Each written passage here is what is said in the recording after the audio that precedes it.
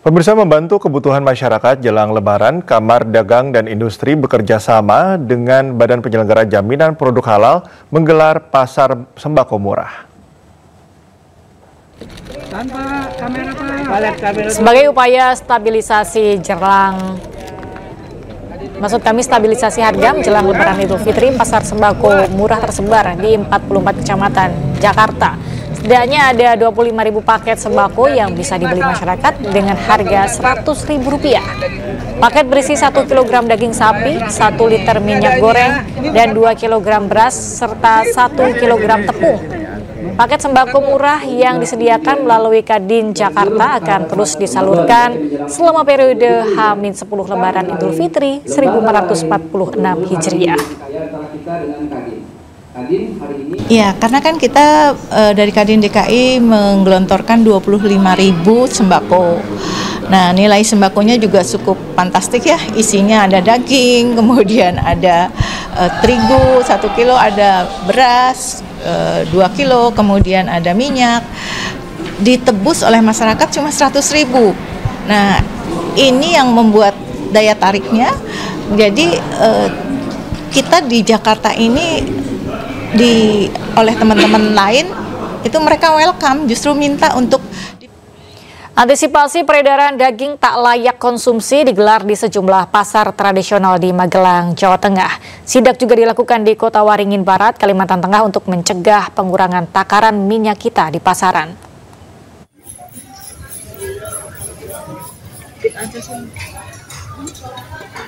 Satu persatu kios daging sapi di pasar tradisional Rejuwinangun, Magelang, Jawa Tengah didatangi petugas gabungan dari Dinas Pertanian dan Pangan, Satpol PP, Polisi Militer, dan Polres Kota Magelang.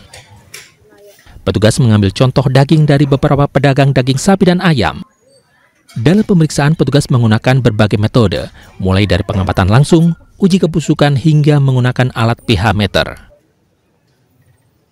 Ya, saya sebagai warga senang sekali bisa mengecek ada baik dan tidaknya. Ini beli apa, Bu? Saya beli sekenter. Kemudian yang kedua, itu bagian bawah memang agak mencurigakan, ya. Tetapi menurut penuturan dari pedagang itu adalah untuk pakan lele dan berjanji nanti sore, paling lambat nanti sore itu sudah nggak ada di situ. Dalam artian sudah diambil sama pembeli atau yang dari lele itu, dari peternak lele. Di Kota Waringin Barat, Kalimantan Tengah, petugas Dinas Perindustrian, Perdagangan Koperasi, dan UMKM mendatangi sejumlah produsen minyak kita. Inspeksi mendadak ini untuk mengantisipasi peredaran minyak kita yang takarannya dikurangi. Kali ini petugas mendatangi produsen minyak kita yang dikelola PT Samari Borneo Indah di kilometer 12 Pangkalan Bun. Dalam sidak, petugas menggunakan gelas ukur volume. Petugas mengecek sekitar 20 botol volume 1 liter yang dipilih secara acak di dalam gudang. Hasilnya minyak kita yang disalurkan sesuai dengan ukuran yang tertera di botol, yakni 1 liter, bahkan lebih sekitar 30 hingga 40 ml. Bahwasanya ukuran di gelas ukur menyatakan bahwa di kemasan botol ini sesuai dengan apa yang tertera ukuran di gelas ukur, yaitu bisa sampai 1 liter lebih atau 1000 ml lebih. Ya, itu akan menjadi komitmen kita untuk mensupport aturan pemerintah yang akan kita jalankan seterusnya. Jadi kita tidak cuma hari ini nih. Ini akan menjadi komitmen kita untuk menjaga hak dari konsumen bahwa tertulis 1 liter akan kita lebihkan. Sesuai aturan pemerintah, harga minyak kita di tingkat produsen Rp13.500 per liter, sementara harga eceran tertinggi di tingkat konsumen Rp15.700 per liter. Dari Magelang, Jawa Tengah dan Kabupaten Kota Waringin Barat, Kalimantan Tengah, Puji Hartono, Sigit Zakwan Pamungkas, iNews melaporkan. Dan pemirsa, untuk mengetahui kondisi terkini Gunung Lewotobi Laki-Laki, kita terhubung dengan rekan Joni Nura di pos pengamatan Gunung Api Lewotobi Laki-Laki di Desa Pululera, Kecamatan Wulang Gitang, Flores Timur, Nusa Tenggara Timur. Ya, halo, selamat pagi Joni. Bagaimana kondisi di sana dan bagaimana status pada saat ini? Baik, Pandu, dapat saya laporkan bahwa saat ini saya sedang berada di pos pengamat Gunung Lewotobi laki-laki di Desa Purarero. Saat ini status Gunung Lewotobi sendiri berada pada level 4 atau awas. Pasca letusan yang terjadi pada Kamis malam mengakibatkan 2 warga Priambunga mengalami luka bakar akibat abu panas Gunung Lewotobi laki-laki. Pandu. Hingga saat ini warga pun belum banyak yang mau mengungsi karena mereka menunggu instruksi dari Pemda Flores Timur sendiri untuk bagaimana mereka mau mengungsi atau mereka mau dikemanakan. Pandu. Ya, jika pada malam hari ini sempat terjadi erupsi besar, bagaimana situasi di pagi hari ini, Joni? Baik, Pandu, dapat saya sampaikan per 6 jam ini Gunung Lewotobi belum terjadi erupsi yang cukup besar. Pasca erupsi yang terjadi pada Kamis malam itu, hingga saat ini Gunung Lewotobi sendiri belum terjadi erupsi, Pandu. Bagaimana dengan para warga yang ada di sana? Berapa banyak yang menjadi terdampak atau mengungsi akibat erupsi ini? Baik, Pandu, dapat saya sampaikan sampai saat ini sekitar 7.000-an warga yang belum mau mengungsi karena mereka menunggu perintah dari Pemda Flores Timur sendiri. Hingga saat ini mereka masih memilih bertahan di rumah mereka, Pandu. Bagaimana dengan kondisi 2 warga yang mengalami luka? Apakah mereka sudah dibawa ke tempat puskesmas terdekat? Baik, Pandu, dapat saya sampaikan bahwa 2 korban yang mengalami luka bakar pada saat terjadinya erupsi yang mereka berada di kebun mereka, dua-duanya sudah dibawa ke Rumah Sakit Umum Flores Timur. Dan salah satu yang mengalami luka parah akan dievakuasi ke Kota Kupang untuk melakukan perawatan, Pandu. Baik, Joni, terima kasih atas laporan Anda dari Pos Pengamatan Gunung Lewotobi laki-laki. Selamat bertugas kembali dan jaga keselamatan diri Anda. Meski kalah dari Australia 5-1, Presiden Prabowo Subianto meyakini timnas akan lebih baik di masa mendatang. Presiden juga menyebut sepak bola Indonesia tak boleh dianggap remeh di mata dunia. Ya, mungkin kita masih prihatin tim nasional sepak bola kita belum berhasil, tapi kita yakin pasti akan lebih baik di saat-saat akan datang.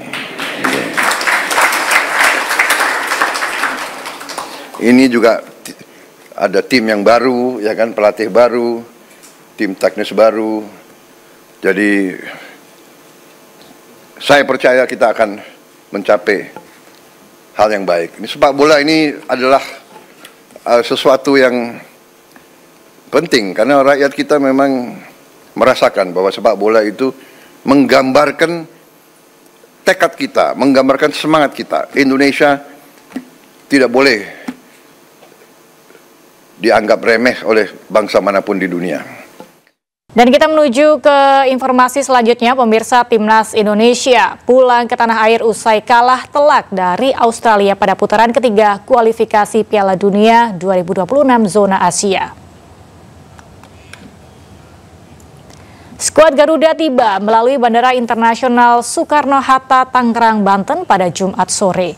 Timnas Indonesia tiba di tanah air dengan menelan pil pahit usai kalah 1-5 dari Australia pada hari Kamis lalu. Selanjutnya, Kevin Dix dan kawan-kawan akan menjamu Bahrain di Stadion Utama Gelora Bung Karno, Jakarta, Selasa mendatang.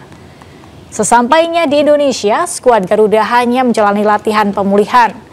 Sementara sisa waktu ini akan dimaksimalkan sebaik mungkin untuk meraih poin penuh melawan Bahrain yang menjadi laga krusial untuk menentukan nasib Indonesia.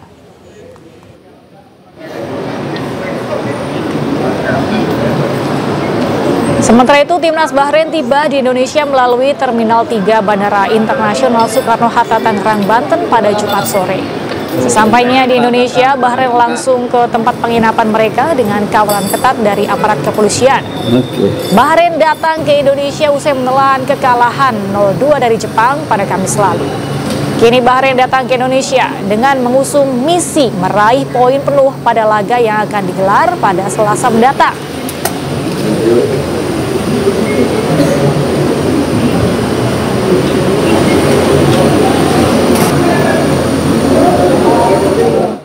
Mendukung prestasi Timnas Indonesia di ajang kualifikasi Piala Dunia 2026 Zona Asia, Partai Perindo menggelar nonton bareng di kantor DPP Partai Perindo Menteng, Jakarta Pusat. Walaupun menelan kekalahan, namun para pendukung Timnas tetap tegar dan terus mendukung Timnas agar lolos ke Piala Dunia 2026.